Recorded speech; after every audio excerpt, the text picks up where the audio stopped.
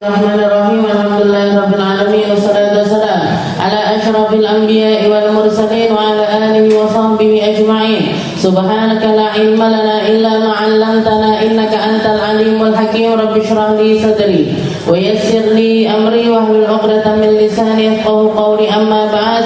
Alhamdulillah ala nikmatil Islam, alhamdulillah ala nikmatil iman wa kafa biha min ni'mah. Allahumma barik lana fi Rajab wa Sya'ban. وبلغنا رمضان وبلغنا رمضان وبلغنا رمضان وأعنا على الصيام والقيام وقراءة القرآن وقنعنا باليسير من المنام. Alhamdulillah, segala puji bagi Allah Subhanahu wa taala yang memberi kita nikmat Islam iman, memberi kita kenikmatan untuk punya kesempatan belajar, untuk punya kesempatan memperbaiki diri, untuk membenahi salat kita, membenahi puasa kita, membenahi ibadah-ibadah wajib yang Allah Subhanahu wa taala jadikan pegangan-pegangan bagi umat manusia untuk bisa selamat menjalani kehidupan dengan baik di dunia sampai menjadi hamba-hamba yang kembali kepada Allah Ta'ala juga dalam keadaan baik. Apa yang kita usahakan, apa yang kita lakukan di dalam menuntut ilmu, di dalam mencari ilmunya Nabi Muhammad SAW adalah sesuatu yang paling menggembirakan bagi Rasulullah SAW. Sebagaimana Nabi Muhammad ketika memilih ada satu kelompok berzikir, ada satu kelompok yatahaddatsuna 'anil halali wal haram, lagi ngobrolin perkara halal haram, maka Nabi Muhammad memilih untuk duduk bersama mereka-mereka yang membahas tentang perkara halal haram. Dari perkara tersebut para ulama sepakat bahwasanya yang namanya menuntut ilmu itu adalah ibadah paling tinggi. Yang namanya menuntut ilmu itu adalah pijakan dari setiap ibadah. Orang yang melakukan suatu amal tanpa adanya ilmu itu semacam bangun bangunan di atas lautan yang lagi berombak dengan deras. Maka kayak dia cuma ngelempar pasir, ngelempar semen, ngelempar batu, ngelempar bata dan lain sebagainya, tapi bangunan itu nggak akan pernah jadi. Bangunan kok jadi? Terbangun aja enggak. Jadi pondasinya jadi aja enggak. Jadi orang yang melakukan suatu amalan tanpa ada pondasi ilmu itu semacam melemparkan orang yang pengen bangun bangunan tapi di atas lautan yang ombaknya itu masih bergelombang dengan amat sangat. Maka enggak akan mungkin terjadi. Maka apapun yang kita kerjakan, apapun yang kita lakukan, siapapun kita, berapapun umur kita, apapun status kita, menuntut ilmu itu jangan pernah ditinggal. Saya ibu rumah tangga, yo ngaji. Saya guru, yo panggah ngaji. Saya pegawai negeri, yo panggah kudu ngaji. Bahkan saya dokter, masa panggah ngaji? Ya panggah ngaji. Apapun profesi, presiden sekalipun, kalau misalkan sholatnya ini masih nggak benar, ibadahnya nggak benar, ya panggah kudu ngaji loh Bu. Jadi apapun keadaan kita, sesibuk apapun kita, luangkan waktu untuk belajar, luangkan waktu untuk mencari ilmunya Allah Subhanahu wa Ta'ala. Kita masih membahas tentang perkara sholat. Tadi kalau Mbak Lisa tadi bilang ibu-ibu masih rancu di dalam, sebenarnya mungkin jenengan itu nggak rancu. Ibadahnya itu sudah ngerti. Aku lek ngene mesti batal, lek ngene mesti batal. Cuman kadang-kadang kalau disuruh ngurutin, ayo syaratnya berapa, ayo rukunnya berapa, bendera putih semuanya. Bendera putih semuanya. Aduh, ya itu tadi karena apa? Karena sudah tumbuh. Baru mulai ngaji, pulang ngaji sudah waktunya mikirnya sembarang-barang ya, rego bawang, brambang, menggah munda aing nggih, jereke negara, petani tapi kok semuanya bahan mahal dan lain sebagainya. Guys, kesel ngomel-ngomelnya nih gue. Capek apa namanya mikirin. Jadi saya yakin jenengan semuanya kalau sholat itu tahu, oh ini yang saya kalau gini nggak sah, kalau kayak gini nggak benar, saya sholat harus gini, harus gini, harus gini. Itu kayak sudah jadi rutinitasnya jenengan mulai dari kecil gitu. Sholat mesti ngadepi kiblat, sholat sudah pasti wudu dulu, sholat sudah pasti nutup aurat terlebih dahulu. Cuman poin-poin kecil-kecil yang kita mungkin luput ataupun juga perlu diingatkan kembali, ini kita ingat kembali, kita review kembali dengan kita duduk di majelis ilmu. Makanya saya nggak nuntut jenengan, ayo diapal nih Bu, apa rukun-rukunnya. Berapa Ustazah? 17. Aduh. Ngene kabeh nggih. Aduh kok banyak sekali nggih. Udurnya salat diapalin ibu-ibu. Berapa Ustazah? 4 loh padahal nggih nggih. 4. Tapi ya apa ya? Pokoknya gitu Ustazah. Enggak apa-apa lah nggih. Saya mah banyak maklumnya kalau sama mak-mak nggih. Banyak maklumnya, banyak rahmatnya.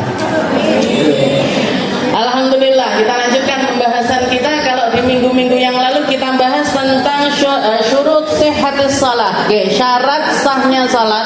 Syarat sahnya salat. Setelah sebelumnya itu syarat wajibnya salat. Jadi ada dua macam yang kita bahas di sebelum-sebelumnya. Ada syarat wajibnya salat, ada syarat sahnya salat. Kalau syarat wajibnya salat adalah syarat-syarat yang ketika syarat itu terpenuhi pada diri seseorang, orang itu punya kewajiban untuk sholat. Islam, balik, berakal dan lain sebagainya.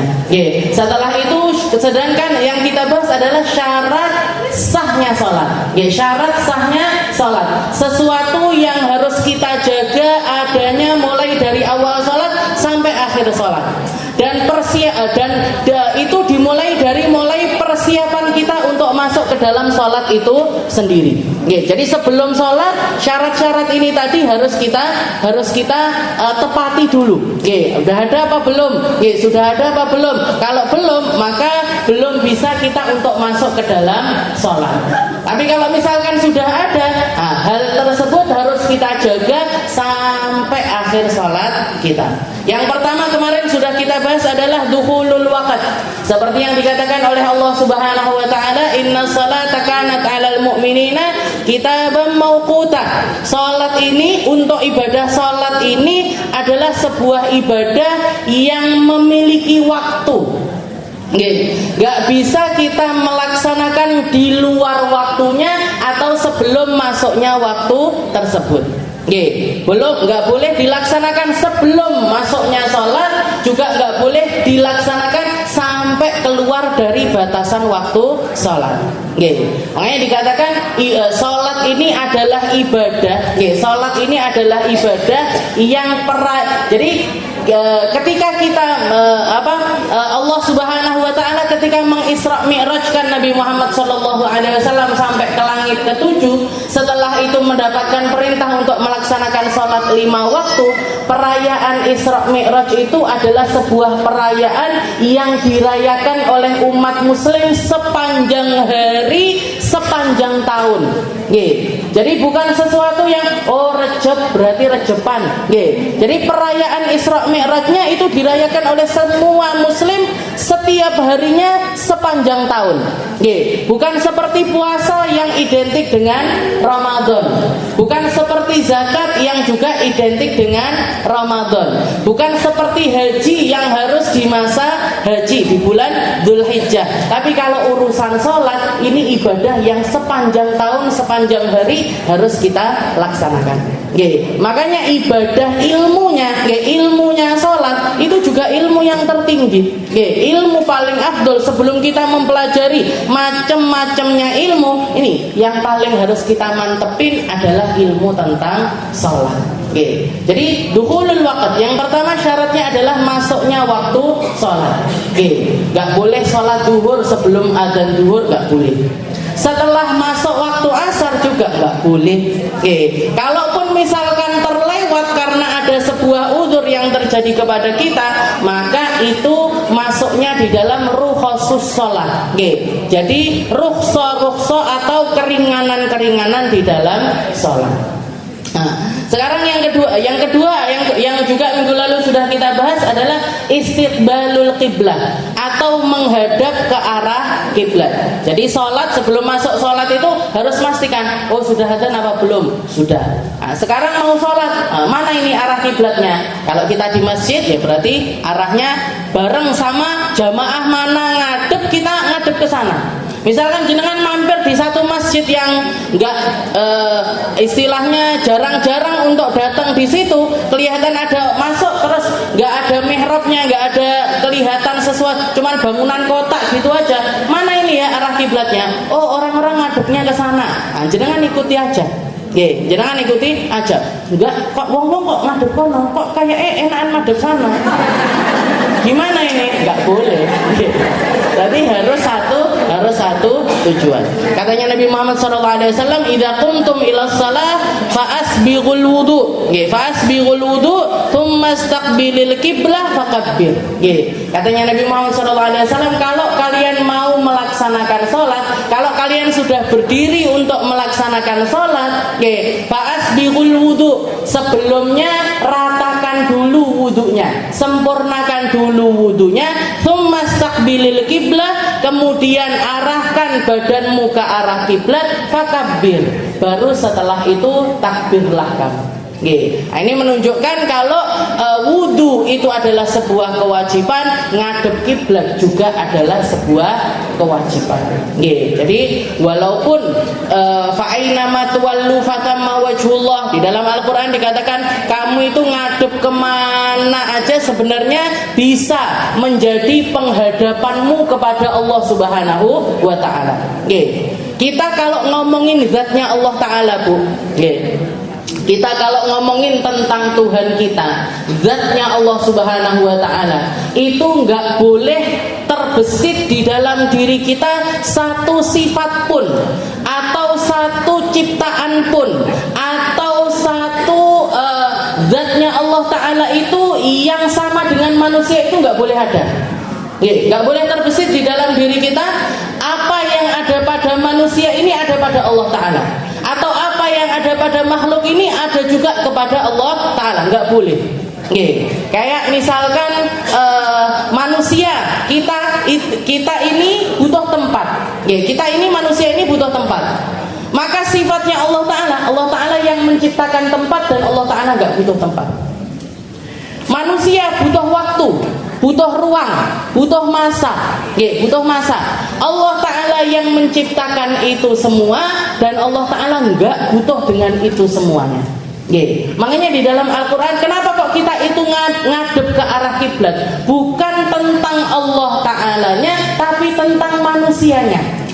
Biar kita ini ketika beribadah punya kemantapan di dalam arah. Kalau Allah Ta'ala nggak butuh arah, tapi manusia butuh arah. Kenapa kok Nabi Muhammad di Isra Mi'rajkan ke atas, ketemunya sama Allah Ta'ala di atas? Apa berarti Allah Ta'ala itu ada di atas? Boten. Allah Ta'ala menyiapkan tempat, ruangan untuk ketemu sama Nabi Muhammad SAW, karena Nabi Muhammad butuh ruang. Kalau Allah Ta'alanya nggak butuh ruang.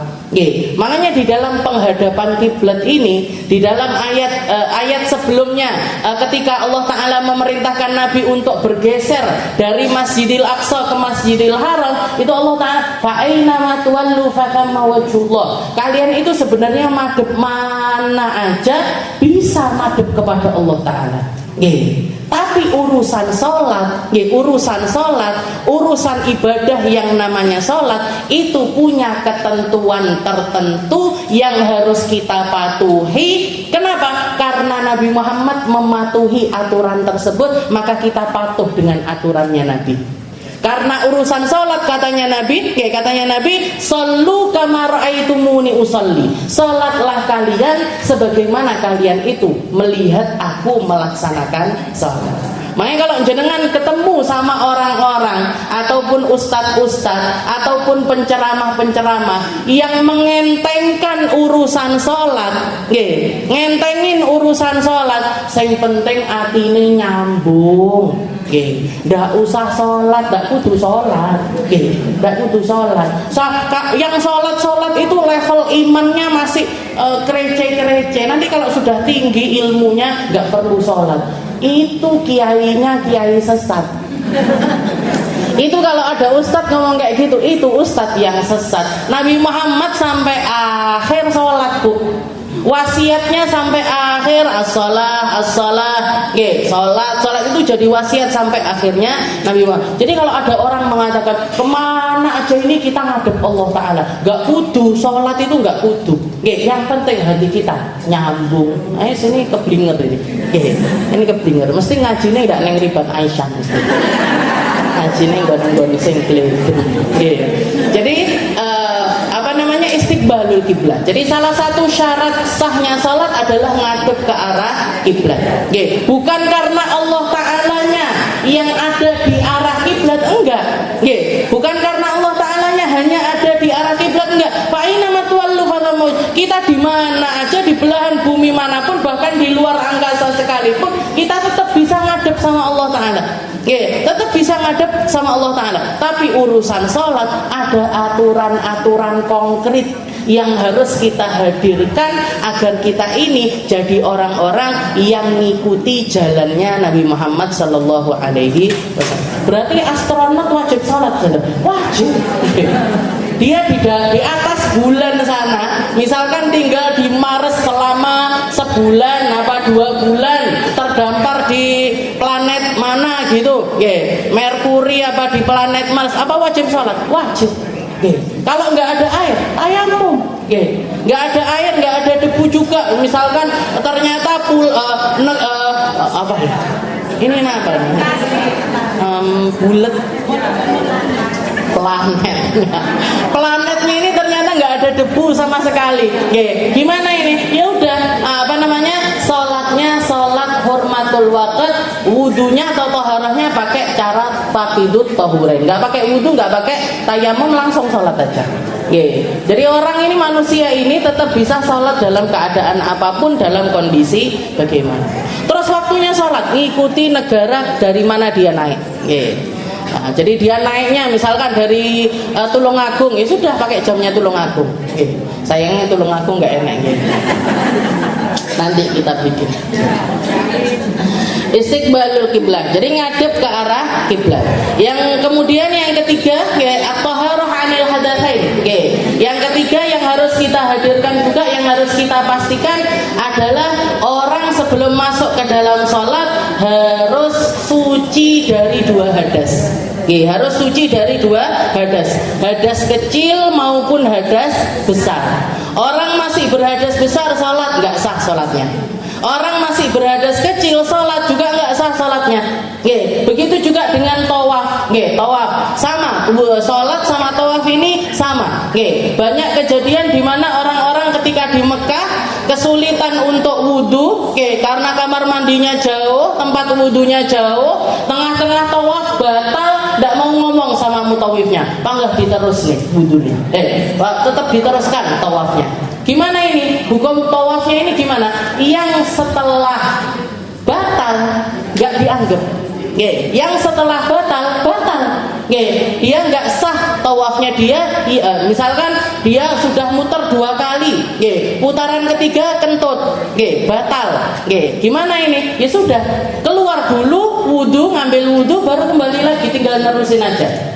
Tapi kalau misalkan dia tetap, aku apa metu, engkau kesasar, makanya Bu, kalau di sana itu jangan panik.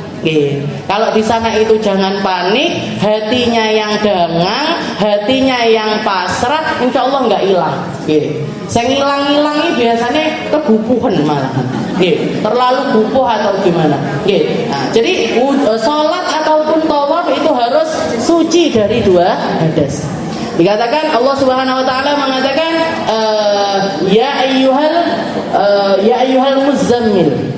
Sampai kepada ayat katanya Allah taala ketika mengatakan kepada Nabi Muhammad sallallahu alaihi wasallam, qum fa'anzir wa thiyabaka fatahhir.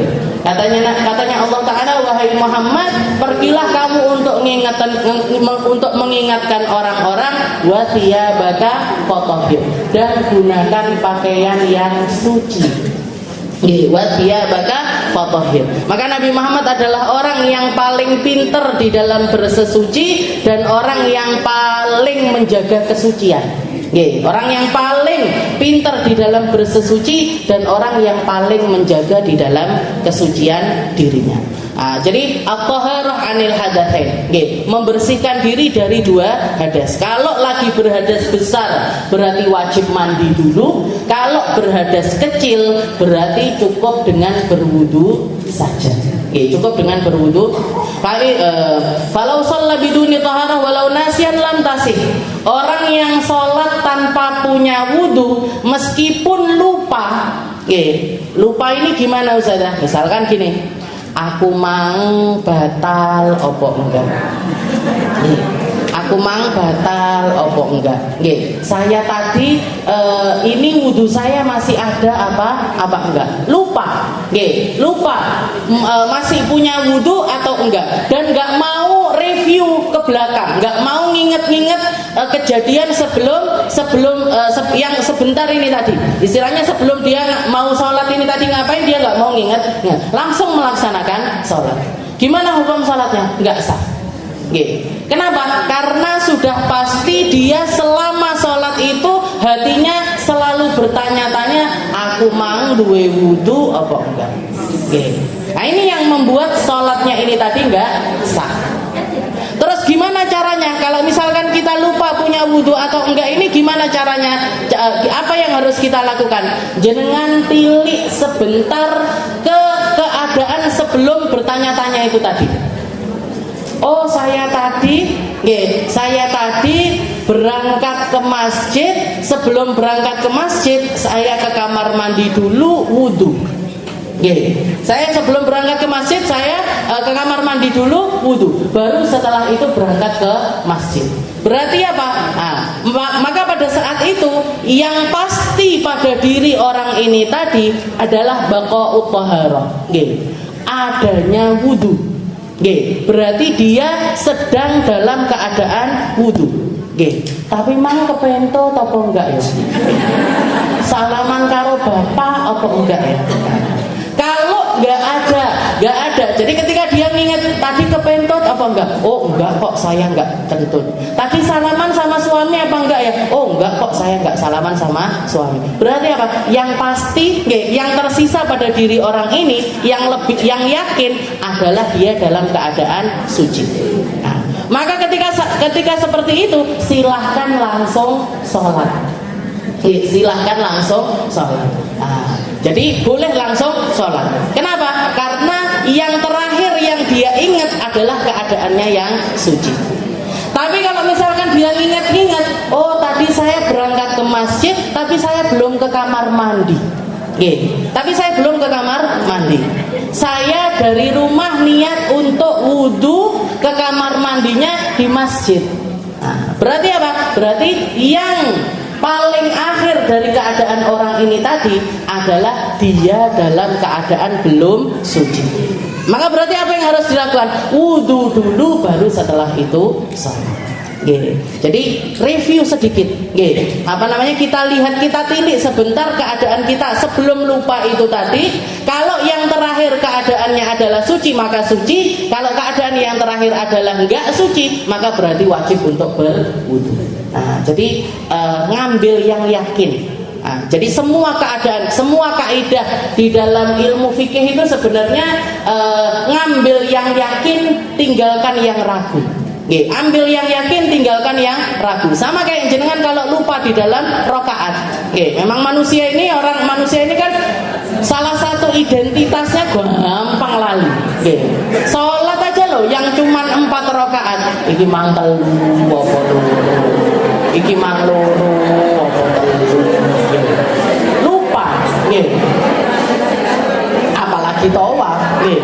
Pitu niku iki mang telu apa apa 5 apa 6 kan tambah banyak pilihannya. Gimana ini? Kalau kita lagi lupa kayak gitu, itu apa yang harus kita kita lakukan? Ambil yang yakin. Yang yakin apa? Yang yakin adalah yang paling sedikit. Oke. 2 apa 3? Berarti 2.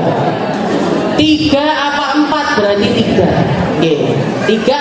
Nah, nanti sebelum salam sempatkan untuk sujud sahwi. Oke, sempatkan sujud sahwi. Untuk apa? Untuk nambelin lupanya kita itu tadi.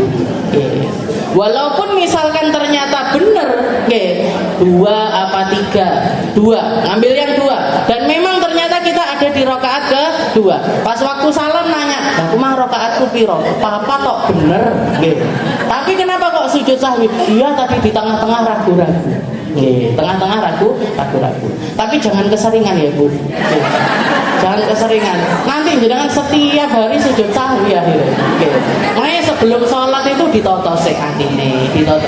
Nah, kalau kita hudur, kalau kita hadir hatinya, insya Allah nggak gampang lupa. Dan orang yang lupaan kayak gini, ojo didadekne imam. Mesane makmum. Sujud sahwi nih imam ini. Sujud sahwi nih. Kalau salam itu jadi misal ala qasdi faqat la ala fi'li kama misal ala qiraatil Quran illa idza kana junuban. Yang syarat yang keempat syarat keempatnya adalah at-taharah 'anil najasah fi thawb wal badan wal makan. Selain diri kita harus suci dari 2 hadas kecil dan juga besar, harus suci dari 2 hadas, maka kita juga harus memastikan at-taharah 'anil najasah fi thawb wal badan wal makan. Kita juga harus memastikan tempat sholatnya kita suci, badan kita suci, pakaian sholat kita juga suci. Tempat, apa yang dimaksud dengan tempat? Yang dimaksud tempat adalah semua bagian yang terkena kita di dalam sholat, maka itu adalah tempat sholatnya kita. Yang kena batuke awake dhewe, ini berarti tempat sholat. Yang kena tangan kita, ini tempatnya sholat. Yang kena kaki, jadi tempat kita sholat adalah tempat yang semua bagian yang terkena kita di dalam sholat kita, maka itu harus kita pastikan kesuciannya. Makanya kenapa kok sebagian orang memilih untuk setiap sholat itu bawa sajadah? Kenapa? Karena sajadah ini adalah area yang sudah saya pastikan kesuciannya. Yang sudah saya pastikan kesuciannya, maka dipakai untuk sholat. Jadi tempat. Setelah itu pakaian. Apa yang dimaksud pakaian? Kuluma labisna, semua yang kita gunakan dan bergerak dengan gerakan sholatnya kita, maka itu masuk di dalam kategori pakaian sholat. Semua yang kita pakai dan bergerak dengan gerakan sholatnya kita, itu adalah pakaian sholat kita. Maka semuanya harus kita pastikan kesuciannya. Jangan pakai mukena, ya harus dipastikan kesuciannya. Pakai baju dasteran, dasternya harus suci. Misalkan di kantongnya jenengan bawa dompet, isi dompet itu juga harus suci. Maaf pakai celana dalam. Orang sholat pakai celana dalam. Celana dalamnya juga harus dalam keadaan suci.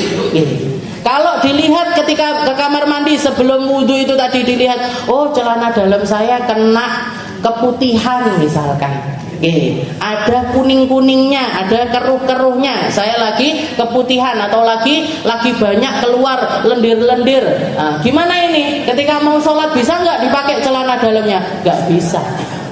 Karena sudah ada najisnya. Tapi kalau misalkan ketika dibuka ke kamar mandi dibuka ternyata bersih celana dalamnya, nggak ada apa-apa, misalkan mau sholat dipakai lagi, gimana hukumnya? Silahkan.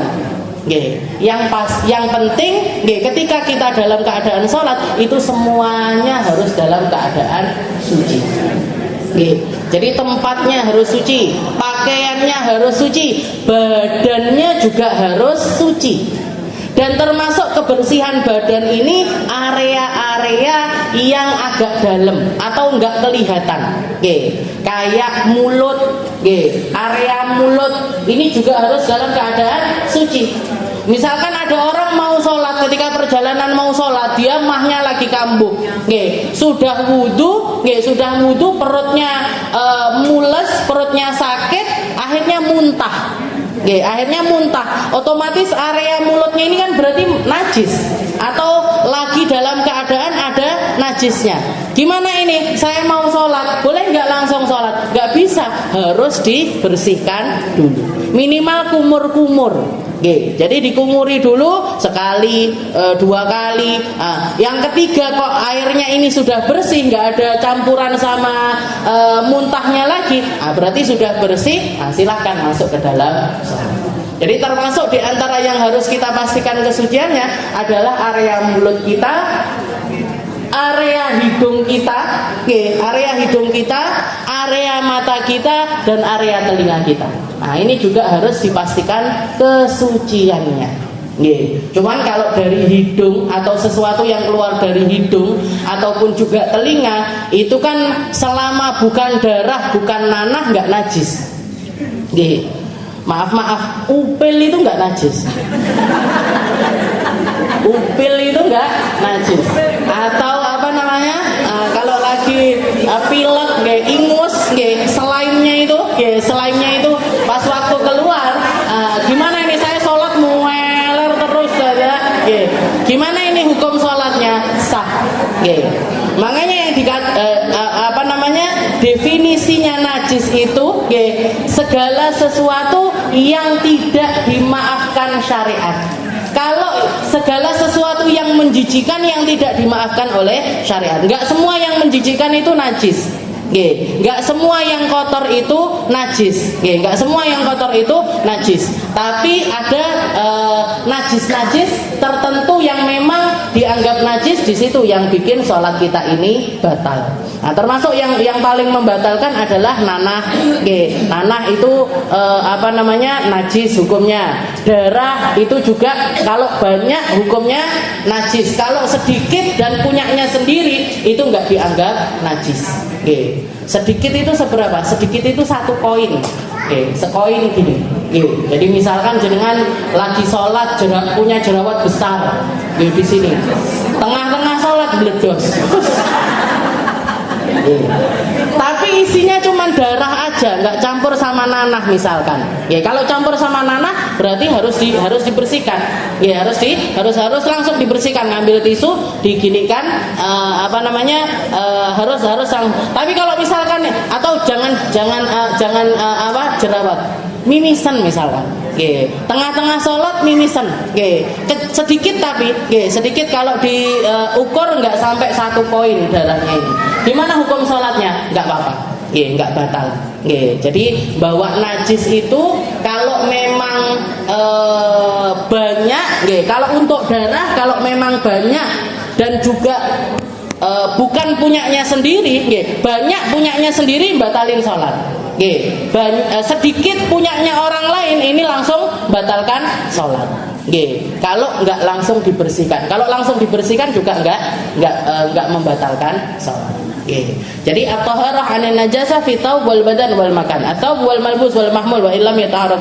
Kadzalika muttasil. Jadi yang harus kita pastikan kesuciannya adalah tempat, pakaian, dan juga badan. Dan yang kelima yang kita bahas ini yaitu menutup aurat. Setelah itu syarat yang kelima dari salat adalah satrul aurah. Al aurah lughatan an-naqs. Yang namanya aurat itu secara bahasa adalah sesuatu yang kurang dari diri manusia. Sesuatu yang memang harusnya itu ditutupi. Kalau orang nggak nutupin auratnya, berarti dia sedang mengumbar aibnya sendiri. Makanya salah satu hukumannya Allah Ta'ala ketika Nabi Allah Adam, Siti Hawa itu melanggar aturan di dalam syurga, katanya Allah Ta'ala, wa naza'na, kami lututi, min thiyabihima, pakaian mereka di dalam syurga ini dilucuti sama Allah Ta'ala. Itu adalah hukuman pertamanya Allah Ta'ala kepada orang-orang yang melakukan kesalahan. Jadi manusia ini ketika menutup aurat, dia itu disempurnakan. dengan penutupan auratnya, bukan dikekang di dalam hijabnya atau dikekang di dalam pakaiannya, enggak. Tapi apa yang memang harusnya orang ini dia akan terhormat dengan pakaiannya yang menutup aurat. Ketika dia melepaskan dari dirinya aurat tersebut, dibuka sendiri auratnya, berarti dia sendiri telah menjatuhkan harga dirinya. Dan itu termasuk keberhasilannya setan. Jadi setan itu senang banget ketika, gembira sekali ketika Nabiullah Adam dilucuti pakaiannya. Begitu juga ketika melihat anak-anak Adam, terutama yang perempuan-perempuan ini yang banyak gitu, melucuti pakaian mereka masing-masing, yang paling senang setan. Yang paling senang berarti apa? Berhasil aku. Berhasil menjadikan mereka telanjang sebagaimana aku dulu menelanjangi Nabiullah Adam. Nauzubillahimin. Jadi anak syar'an mayajibu satrahu yang rumun ilaiha. Secara syariat kalau aurat itu adalah segala anggota tubuh yang harus ditutupi, anggota tubuh yang harus ditutupi dan haram melihat ke area tersebut. Jadi bukan cuma wajib untuk ditutupi, wajib ditutupi dan wajib menjaga pandangan dari auratnya orang lain. Jadi nggak bisa kita itu menggunakan kalimat salah dewe dibuka. Salah dewe dia yang berarti nggak salah yang melihat, salah dua-duanya. Katanya Nabi Muhammad SAW, la'anallahu nadir wal mandur. Yang dapat laknat dari Allah Ta'ala itu dua-duanya. Yang buka aurat kena laknat, yang melihat kepada auratnya orang lain juga kena laknat. Jadi nggak ada ceritanya. Wes rezeki, ganteng. Bukan cuma itu, Bu. Jadi yang melihat dan yang dilihat sama-sama mendapatkan laknat. Syaratnya penutupan aurat ini gimana? Ayyashmulal mastur lubsan fala yakfi kaunu fi humra au khaymah. Ayyamna launal basyara. Yang pertama syaratnya pakaian, mungkin ini dulu beberapa waktu yang lalu juga pernah saya bahas, harus dipakai secara berpakaian. Harus digunakan dengan lubesan. Lubesan itu dipakai seperti kita memakai baju. Nggak cukup nutup aurat itu dengan sesuatu yang nggak semacam pakaian. Kayak apa misalkan saya nato seluruh badan saya, setelah itu saya memilih untuk hidup telanjang, kan sudah ditutupi pakai tato. Gimana ini? Nggak cukup. Atau kalau mau yang syar'i misalkan pakainya henna, saawak dihena, satu badan dikasih daun pacar, jadi warnanya oranye sebadan, aku kan sudah nutup aurat. Gimana ini? Nggak bisa.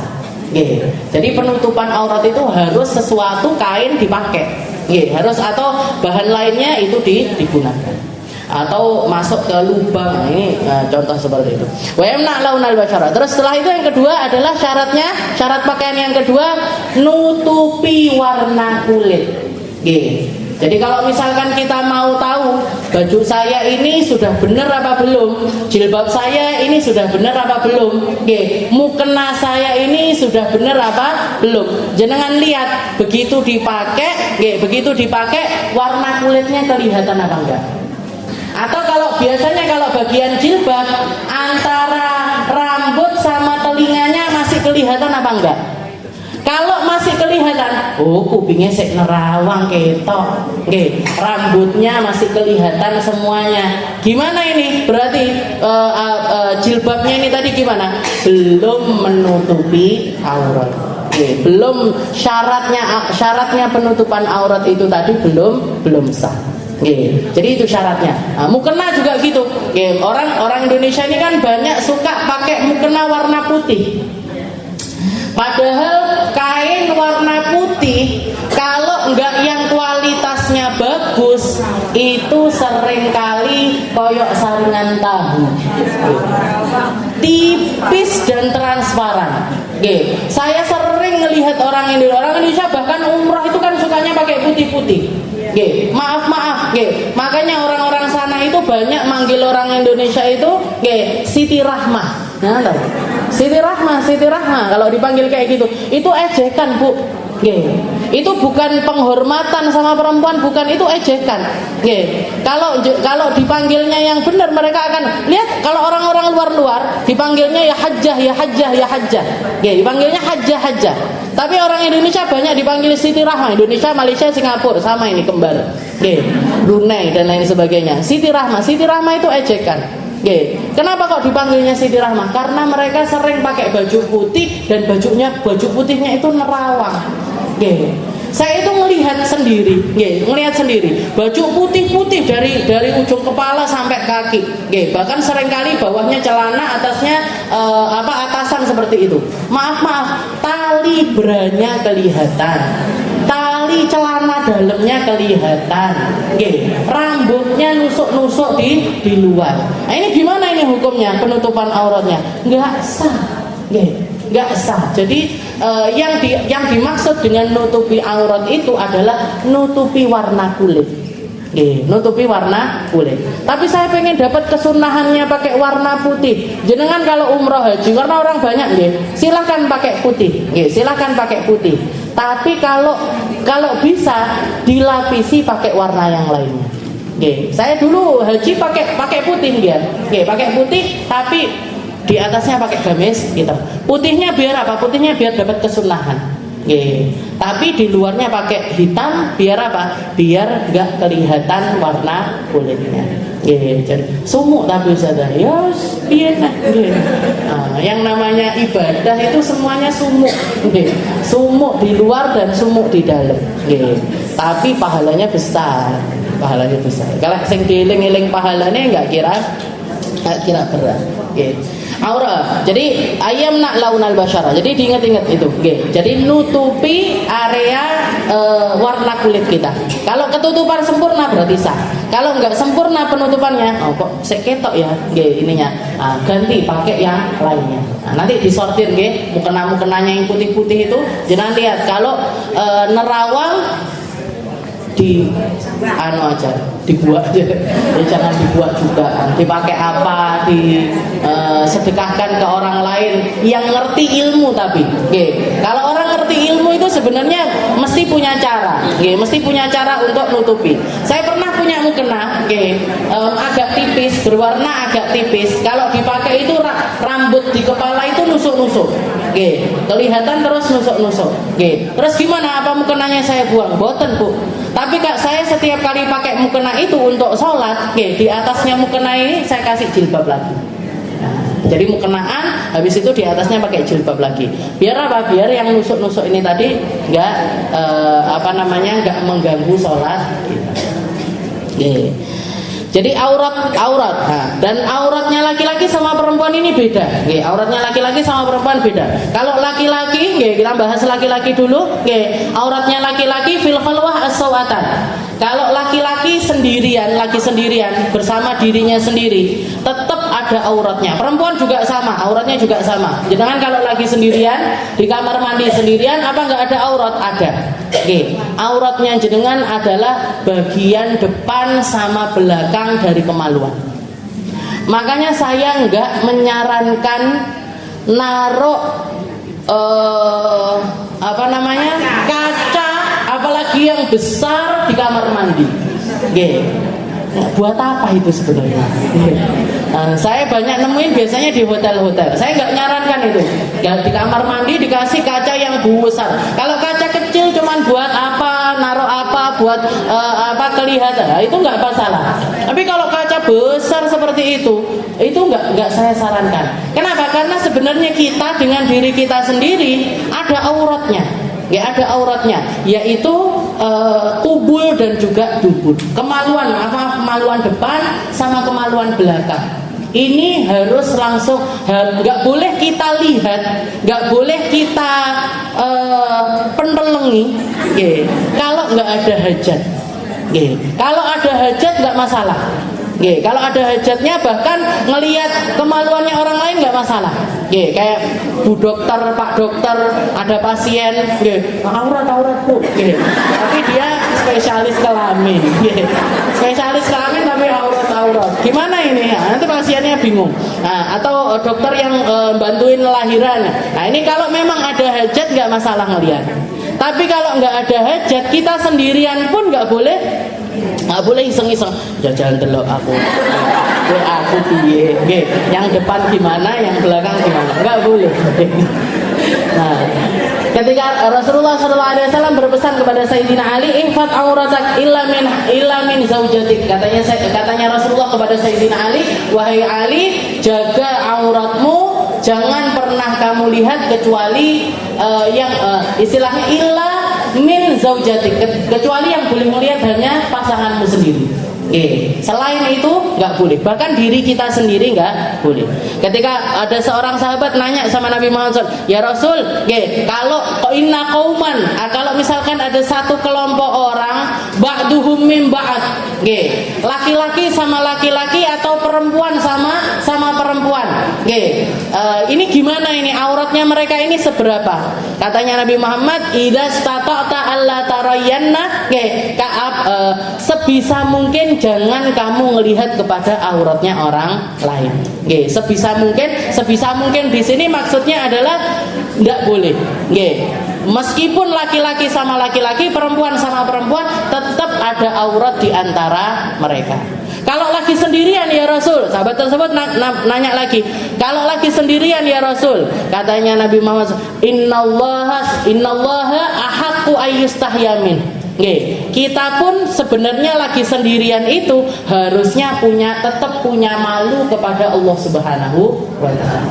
Makanya bagian kemaluan depan belakang ini kalau nggak kepepet jangan dibuka. Kalau nggak butuh sekali, jangan delok-delokan.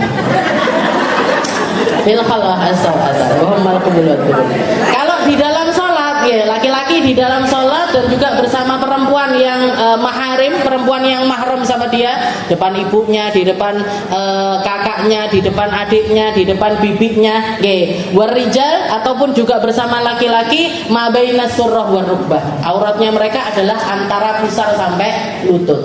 Jadi pusar sampai lutut itu tidak boleh dibuka. Wa indan nisa'il ajnabiyat jami'ul badan. Kalau di depan perempuan yang bukan mahram, ini sebenarnya auratnya laki-laki adalah mayoritas dari seluruh tubuhnya. Jadi nggak boleh sebenarnya bapak-bapak ote-ote, ngarep omah, pakai celana pendek, dan lain sebagainya. Itu kalau di dalam rumah masih nggak masalah. Tapi kalau di depan rumah dilihat sama perempuan, ada perempuan lalu lalang di situ, nggak boleh juga, nggak boleh dibuka sembarangan, itu nggak boleh. Yang keempat adalah indah hadilatih. Kalau sama istrinya nggak ada aurat, di center pun nggak apa-apa. Jadi suami ngeliat punyanya istrinya ngeliat punyanya suaminya, itu enggak. Itu untuk auratnya laki-laki. Kalau auratnya perempuan, kalau perempuan beda, fil khalwah indan nisa wa rijalil maharim. Kalau dia lagi sendirian atau di depan perempuan atau di depan laki-laki yang mahram, sama ma baina surrah war rukbah.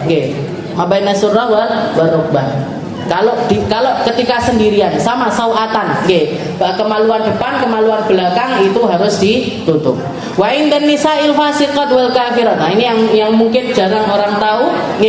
Kalau perempuan di depan perempuan non muslim, perempuan di depan perempuan non muslim atau perempuan muslim tapi fasik. Fasik itu banyak dosa atau nggak bisa jaga omongan. Nah, ini ada aurat lebih di depan mereka.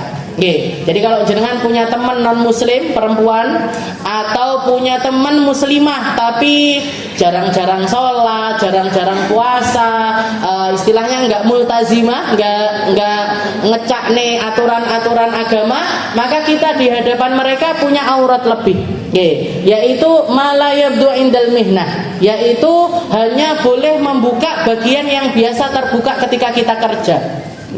Yang biasa ketika kita kerja ini bagian mana? Wajah, tangan sampai ke siku, kaki sampai ke lutut. Nah, rambut gimana? Rambut tetap aurat di depan mereka. Jadi kalau jenengan punya teman yang nggak baik, istilahnya di depan mereka ini jangan sembarangan buka rambut. Wa huwa ar-ra's wal wajh wal 'unuq wal yadain ila al-udayn. Jadi itu kalau di depan perempuan non muslim sama orang kafir. Sama yang fasik. Terus setelah itu di dalam sholat jami'ul badan ilal wajah wal kafain. Kalau di dalam sholat seluruh tubuh kecuali wajah sama tangan. Tangan ini sampai pergelangan sini. Kalau untuk wajah, wajah ini wajah ini kan ketika kita sholat wajib untuk dibuka, gitu. Yang harus diperhatikan adalah bagian ini, bagian dagu. Ketika sholat itu bagian bawahnya dagu ini harus ketutupan. Biasanya kalau pakai mukena banyak yang dimundurnya belakang. Itu sebenarnya justru jangan dimundurin tapi dimajukan sampai ke sini. Jadi bagian wajah yang boleh terbuka itu min manabiti sya'rir ra's, mulai dari tempat tumbuhnya rambut kepala sampai ke batasan tulang rahang ini. Sampai ke batasan tulang rahang. Maka dikatakan bagian yang nggak bisa sempurna penutupannya kecuali dengan tempat tersebut harus ikut ditutupi. Nah ini bagian kepala ada rambut kecil-kecil di sini. Gimana? Harus ditutupi. Sekiranya kita sisakan tempat sekitar 3 jari. Yang bisa dipakai untuk sujud. Kalau rambut saya banyak sekali sudah sampai ke batok saya kecil sekali. Kalau misalkan saya ginikan, ini tetap masih ada yang keluar-keluar. Nah, yang keluar-keluar itu tadi dimaafkan. Jadi yang keluar-keluar di daerah sini, kayak saya ini kan juga lumayan kecil, bagian dahinya. Jadi kalau masih ada sudah dirapeti, tinggal kita sisakan tempat kok masih ada yang keluar-keluar kecil-kecil, nah itu dimaafkan. Nah bagian dagu juga seperti itu. Nah ini karena batasannya adalah tulang rahang, maka bagian tulang rahang ini juga ikut kita tutupi. Bukan malah dimundurkan tapi dimajukan. Nah, bagian sini juga wajib ditutupi. Ini bagian yang tumbuh rambut di sini, di pelipis sama di cambang ini, jambang, nah itu juga harus ditutupi. Jadi di dalam salat jami'ul badan illal wajh wal kafain. Wa indar rijalil ajani jami'ul badan. Kalau perempuan di luar salat, sebenarnya di mazhabnya Imam Syafi'i yang paling muktamad auratnya adalah seluruh tubuh tanpa terkecuali. Seluruh tubuh tanpa terkecuali. Cuman ada beberapa ulama, termasuk diantaranya adalah Imam Baijuri, di dalam kitab Baijurinya memaafkan istilahnya perempuan, terutama di akhir zaman atau di zaman-zaman seperti kita sekarang ini, yang yahtalitun nisa ma'ar rijal, yang biasanya yang sudah menjadi kebiasaan apa yang dilakukan laki-laki juga dilakukan sama perempuan, gitu. Kalau orang zaman dulu perempuan ini di rumah tok, kayak sekarang juga kalau jenengan di Madinah ataupun juga di Mekah dan daerah Arab sana, biasanya perempuan asli, penduduk asli itu jarang-jarang keluar. Yang belanja ke pasar ya bapak-bapak, yang jaga toko semuanya juga bapak-bapak, sedangkan daerah kita kan nggak seperti itu. Maka katanya para ulama, perempuan boleh membuka di luar sholat ini auratnya setara dengan ketika mereka sholat. Maksudnya wajah sama tangan ini masih boleh dibuka. Tapi itu pendapat kedua. Yang terkuat adalah seluruh badan. Makanya jangan ngelihat agak aneh sama orang-orang yang pakai cadar atau pakai burku yang besar dan lain sebagainya. Nah itu mereka sebenarnya justru yang benar seperti itu, ditutupi secara keseluruhan. Nah, jadi indah rijalil ajanib jami'ul badan. Indah halilati laurat. Di depan suaminya tidak ada aurat. Wallahu a'lam bishawab.